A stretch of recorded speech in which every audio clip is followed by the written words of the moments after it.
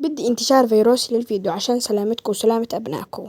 شايفين هاي النبتة طول ما أنا بالعقبة وأنا أدور على ثمرتها وأخيرا لقيتها. بتعرفوا شو اسمها؟ شو بتعرفوا عنها معلومات خبرونا بالفيديو وخلوا لي الفيديو نار وشرار.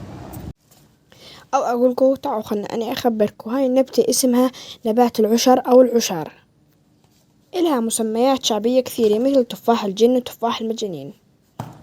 الحبة بتكون منتفخة ومليئة بالهواء وفيها كوز من البذور، ولما تنشف بتكون لها أجنحة بتساعدها على الانتشار. تكمن خطورتها بالإفراز اللبني اللي بتفرزه كل أجزاء النبتة. أي خدش أو أي كسر بأي جزء من أجزاء النبتة راح يؤدي لإفراز مادة لبنية شديدة الحساسية، وإذا إجت على العيون راح تسبب لأمراض العيون شديدة جدا وممكن توصل هاي الأمراض للعمى. والشجيرة بتنتشر بالمناطق الصحراوية الحارة جدا. والسيء بالموضوع إنه شكلها ممكن يكون جذاب للأطفال لأنه شكلها كروي وممتلئ بالهواء.